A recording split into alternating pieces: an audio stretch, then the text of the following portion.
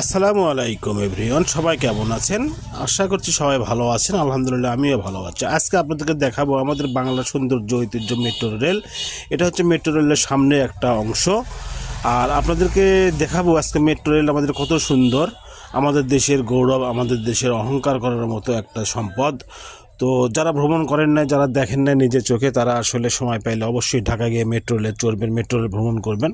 আসলে দেখলে অনেক ভালো লাগবে। আমি আসলে দেখার জন্য ঢাকায় গিয়ে ভাবলাম যে একটা ভিডিও বানাই, না বানালে নয়, এর জন্য ভিডিওটা বানালাম। আসলে এত সৌন্দর্য একটা জিনিস আমাদের দেশে আছে, মেট্রো রেল স্টেশনের ভিতরে না ঢোকা পর্যন্ত বিষয়টা আসলে বোঝা যায় না। তো আমিও গেলাম, দেখেন গেট খুলতেছে, গেটের ট্রেনের গেট আর হচ্ছে প্ল্যাটফর্মের গেট দুটো এক সমানভাবে সমান্তরাল, দুটো একসঙ্গে খোলে। এই যে খোলার পরে দেখেন এখন আবার বন্ধ হয়ে গেছে, লোকজন চড়ছে, এখন ট্রেনটা ছেড়ে দেবে। আমিও আসলে দেখতে দেখতে অনেক অভিজ্ঞতা নিলাম, আর আমি মনে মনে ভাবলাম যে এটা আসলে আমাদের কল্পনার একটা জিনিস, কল্পনা ছিল এখন বাস্তবে রূপান্তরিত হতেছে। আসলে যাতায়াত করতে কত সুবিধার একটা জিনিস। মাত্র এক স্টেশন থেকে আর এক স্টেশন যাইতে মাত্র 20 টাকা ভাড়া লাগে, সময় লাগে মাত্র 2 থেকে 3 মিনিট।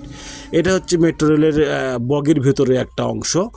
তো এখানে অনেক লোক বসে আছে, এরা অফিসগামী লোক, যারা ঘন্টার পর ঘন্টায় রাস্তায় বসে থাকতো জ্যামের ভিতরে, তারা এই জ্যাম থেকে মুক্তি পেয়ে ট্রেনের ভিতরে যাতায়াত করতেছে। আসলে এটা অসাধারণ অসাধারণ, সব কিছুই অটোমেটিক সিস্টেম, কোনো কিছু হাতের কারবার নয়।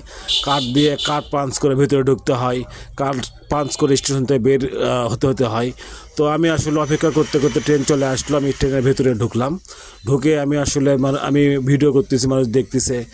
সিট না পাওয়ার কারণে, থাকার কারণে কিছুক্ষণ আসার পরে আমি ট্রেনের বাইরে নামে এখন বের হব।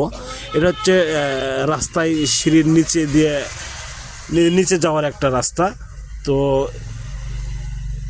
অনেক দিন পরে ভিডিওটা দিলাম, ভিডিওটা কেমন লেগেছে আপনাদের কাছে অবশ্যই কমেন্টস বক্সে জানাবেন। ভিডিওটা আজকে এই পর্যন্তই। সবাই ভালো থাকবেন, সুস্থ থাকবেন। আসসালাম।